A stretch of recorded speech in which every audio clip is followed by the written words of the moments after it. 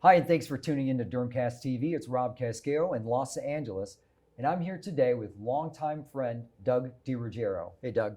Hey, thanks for having me. Good to see you. Yeah, thanks. So, Doug, I've known you a really long time, and I've seen you lecture. I know you on a personal level, and you've been involved with the Society of Dermatology EPAs for a long time. So, we're going to talk today about some of the finer points of psoriasis.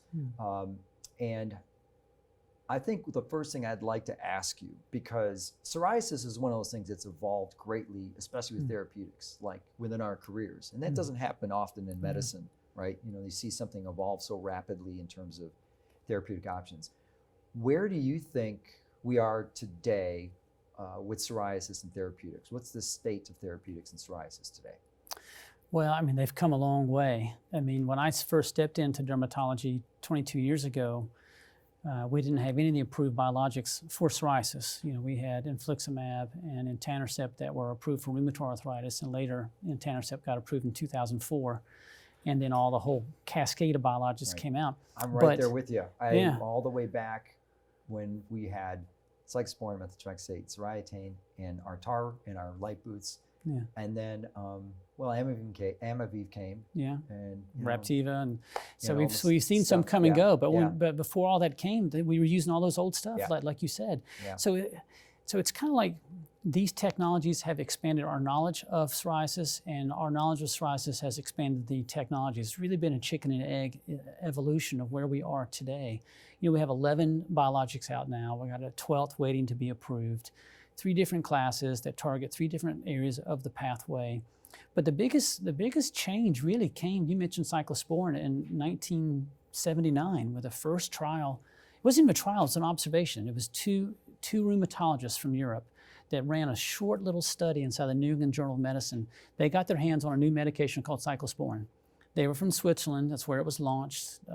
That's where Ciba-Geigy was based, who launched that medication. And they put 4 patients on it that had arthritis and saw that their psoriasis cleared. Right. And they proposed that psoriasis perhaps is not a keratinocyte-driven hyperproliferative disorder like eczemas, and proposed that maybe it was an immune response, because they knew that cyclosporin was a calcineurin inhibitor that affected T cells.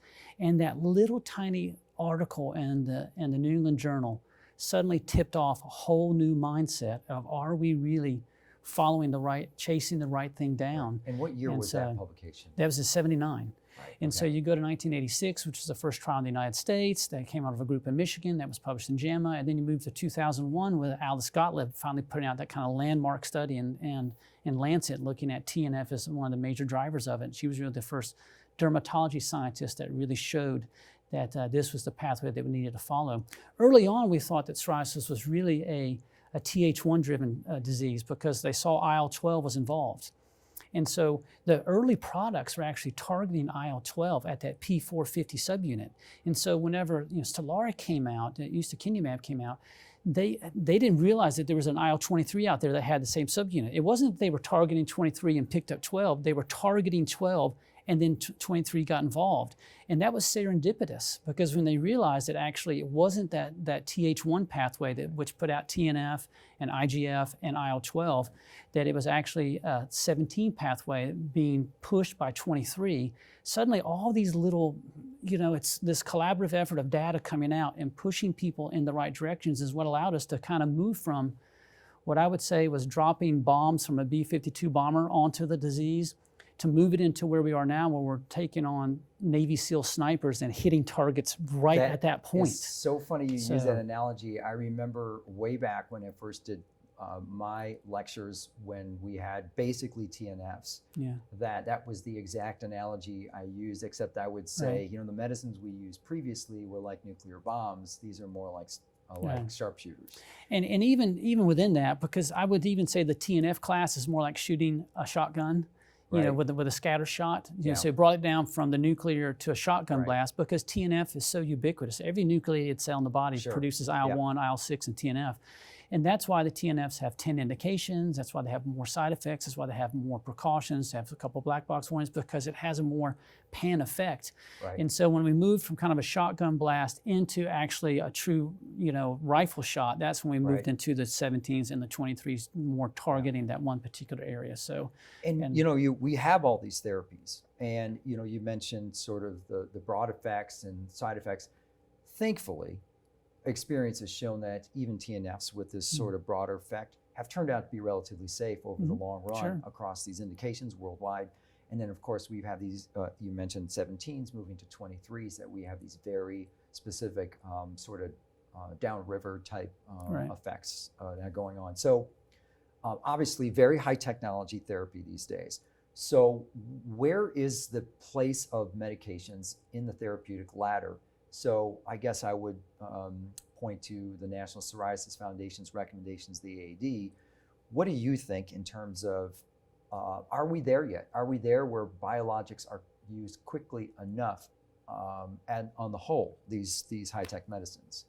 I think we're far from being there. I mean, the data shows that we still have a high percentage of patients with severe psoriasis, definition being BSA greater than 10% severe, not just severe by specialty areas, that we still have 30 to 40% of people only being treated with topicals. Right. I mean, even some data, we had some data from 2015, but now we got some data from 2019 survey data looking at mild, moderate, severe, and how dermatologists and dermatology providers across the country are treating those. And we still got 30 to 40% of people that are in the severe category that aren't moving past topicals and phototherapy. Yeah. And what do you think is that from the prescriber's perspective, or is the patient's perspective? Maybe both. Do we know? It's got to be both, but these are folks being seen in derm offices. These aren't folks that are being surveyed out of family medicine clinics. So these are folks that I still think there's a hesitancy. I think a lot of us have heard that only 20% of people are writing biologics. I think that number is probably creeped up higher than that. I don't have any data to show that. I think there's a higher percentage of derm providers that are using biologics now, but it's still not enough. Right. Because once you start to use them, you realize, wow, I'm really changing people's lives. I mean, I've said this many times from the podium. These companies have given us as prescribers the ability to put on a red cape every day and be a superhero to our patients. I mean, I didn't bring these products to market. I didn't develop them. I have no skin in the game financially, but I get to write it. I get to live on the tip of the spear. It puts somebody on one of these things and watch their lives dramatically change. Watch them, if it's a teenager or a kid, watch them engage in activities that they never engaged in before. Dramatic is a very fitting word. And, I'd say you also said the buzz phrase, life-changing. I use that word all the time in describing the medicines to patients. Like, no doubt, you spell it out for them, no doubt, this can be a life-changing medicine for you. So let me ask you this. So we're sitting in clinic, I'm your patient, I have bad psoriasis, I'm a little hesitant. So give me reassurances. What's your pitch to me to say, it's time for this type of therapy? Well, I think the mindset to have is that I'm never there to convince them to do something that they don't want to do. I'm there to actually offer them options. And so I've had many patients come to me who have lived with psoriasis a long time. And when I do present the options, we have things that could clear you. And let me ask you, I always have to ask questions first. One thing that the psoriasis diagnosis has allowed us to do in dermatology is forced us to slow down and do a better job at obtaining a patient medical history and review of systems. Because you can't be a biologic prescriber without doing that. You have to find out if they have a history of MS. You have to find out if they have a history of CHF. You have to find out if they want to do any family planning right now, if it's a female. Do you have arthritis? Because we have all of these are not all the same. We got certain classes, malignancies and all these different things. So you've got, and in your mind with every question, you're saying, okay, this is not the right category. Your list in your brain is either expanding or contracting on what the final offer will be in terms of to them. But I've had many patients who have said, if I had known about these 3 or 4 years ago, I probably would have gone on them. I wish someone else had told me. So I don't ever want to be that provider where somebody else moves away from my town or goes to another practice in town and they tell them about biologics for the first time. And they say, well, why didn't they tell me about that? Sure. So I'm introducing these very early on. I like the guidelines that the International Psoriasis Committee came up with, some years ago, saying, look, it's not about speaking insurance language, about getting them writing a BSA percentage and then failing other treatments in order to eventually get them onto treatments. We need to change this mindset to be they're either on topicals if they're mild or they're not on topicals if they're more than that. And their guidelines look at what are failed past treatments, what are the sensitive areas, and how does it impact the patient's quality of life. And so when you begin to ask those kind of questions, then you don't need to wait until they're 50% covered to consider biologic. Right. You need to very early on say, look, you've got a few spots here. I agree that it's psoriasis. Maybe we can get you by with a topical. Right. If you've got a light box in your office, maybe you can do that as well. But very early on, I want you to know that if these things don't work, we have other treatments out there that are phenomenally successful and very safe. Some of them have been out for 15 to 18 years. So these aren't brand new products that we're just now launching out and no one's been on before.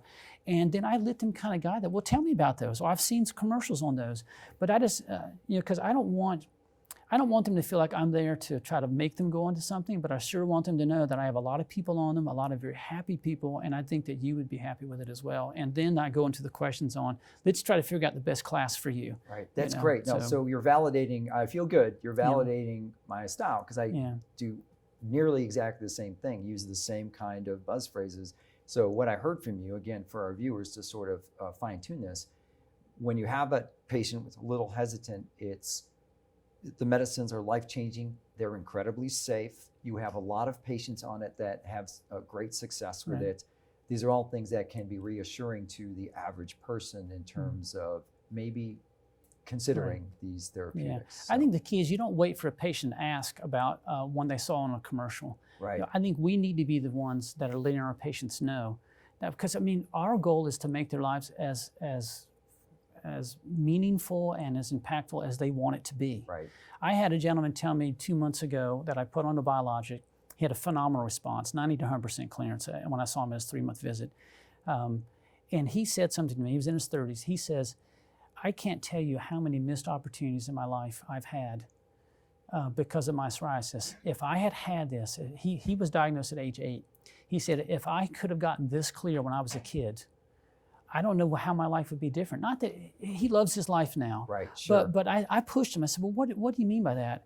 And he says, I always wanted to be in a school play. Never tried out for it because of my psoriasis. Oh, my sophomore year, I thought about running for president of the class. My mom encouraged me. I didn't do it because I had a bad psoriasis flare before I was supposed to give the speech. Right. There were certain things events I didn't do. Right. And if I could have been this clear as I am right now, at that age. So you just don't know how many doors you're opening for your patients. Those are all the immeasurables, right? It's quality of life stuff that it's hard to measure, but we need to know them without a doubt. So maybe that's an encouragement to people to say, I need to maybe start introducing the idea of this. You're not forcing somebody into that. You're not pushing them into something that's gonna be detrimental to them. I think it's something they need to know, and they want to know. Quite frankly, people have been to a lot of, if you're seeing a 40-year-old with psoriasis that they've had it 25 years, they've been to a lot of dermatologists. Right, absolutely. And if you're gonna sit there and say, well, let's put you on a cream, and if this doesn't work, we'll do this, they're gonna walk away and say, I've been through all that, even if they don't say it to you. Right. They're really waiting, expecting you to give them something new and different and innovative to show that you're on top of what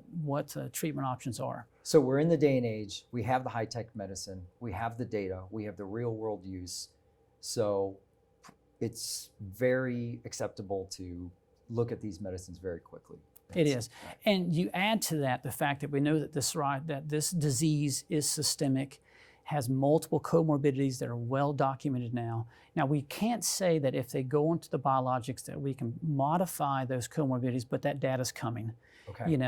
We can't say with confidence, no company can say, we know that cardiovascular disease is a known comorbidity, and we know that we've got the data from 2006 that Joel Gelfand did at University of Pennsylvania showing severe psoriasis has a 3-fold increase in MI. So we've got all these indicators with fatty liver and metabolic syndrome and cancer and just a number, renal disease now, a number of different things, uveitis, other autoimmune diseases, the increased risk of ulcerative colitis and Crohn's and IBD and other phenomena.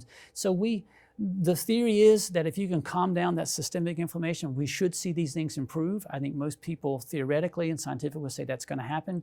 We're waiting for those are long-term cohort studies. How do you just show modifiable disease states? Is it changing over time? Is it changing over time? And so, so I think we're going to see that that's going to be proven to be the case in multiple comorbidities, if not all of them. That's great. That's great. Data, we need it. We need it. The medicines have been out long enough that hopefully the data can be collected in larger databases. So let me end with this. Let me pick that apart a little bit in terms of comorbidities. I think many of us have we know the labels of the medicine well enough, and maybe sat through enough lectures, we know that some of the comorbidities are things like metabolic syndrome, of course, arthropathies, GI, inflammatory bowel disease.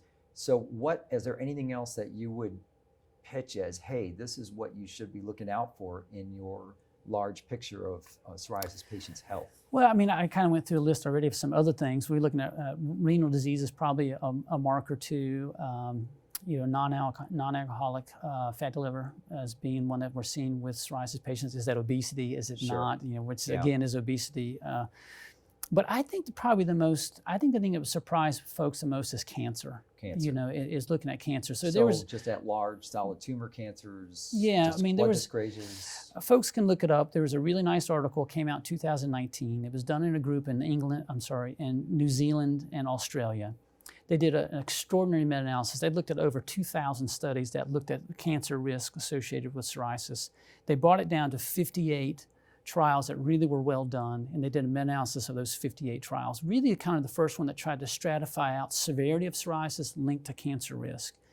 And it found that patients that have severe psoriasis, which was by definition greater than 10% body surface area, not severity based on if it's just quality of life indicator like scalp or groin, could be considered severe. But this was a BSA indication. And there was a significant increased risk, statistically significant increased risk of 9 different types of cancers.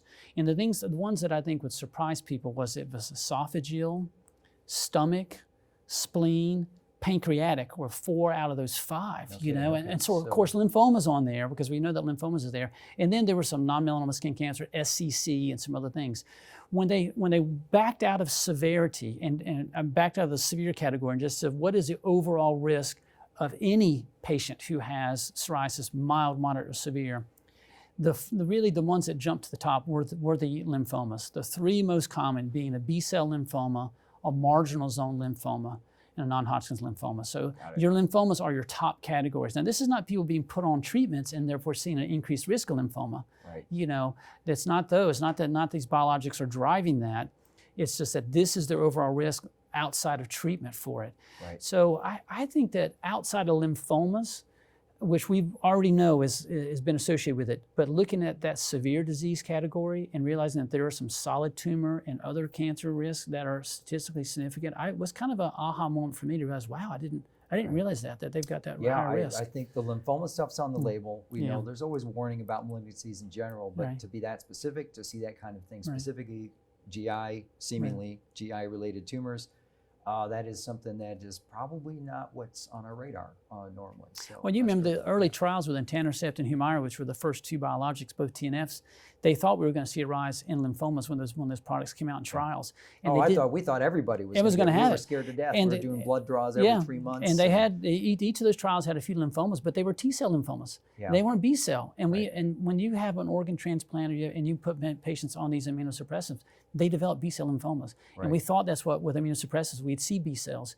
And it's not that they aren't in the trials, but it's at such a low number, almost lower than the general population. Now, you can't say these products are protective, but it certainly didn't pan out to be a high number. But still, with the TNF category, it's a black box warning, not just a precaution. Right. They have a history of malignancies. You should not be using TNFs.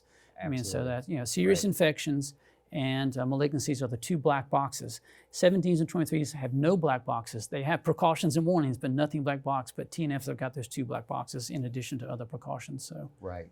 Well, that's great. Doug, thanks so much. This is all practical stuff to think of, even for those that have been experienced in using these medications and treating these conditions. So I got one last question for you. You're in Georgia, right? Yes. Okay, so are you happy about the Braves? Man, the whole state was electric. It's great. It's fun. I lost a lot of sleep staying up late watching the games. Yeah, it's been a while since they've been there, so that's fun. Yeah, all right. It's been fun because of COVID's changed everything, and of course the state of Georgia, in terms of the Braves, just acting like COVID doesn't exist. Y'all 70,000 people jammed to the stadium together. But well, you got the gold, you got the ship, so that's what counts. So thanks. Doug, thanks a lot for hanging out in the studio. It's an great honor to have you as always, man. Honor. Thank you so much. Thanks for watching Dermcast TV. It's Rob Casquejo in Los Angeles.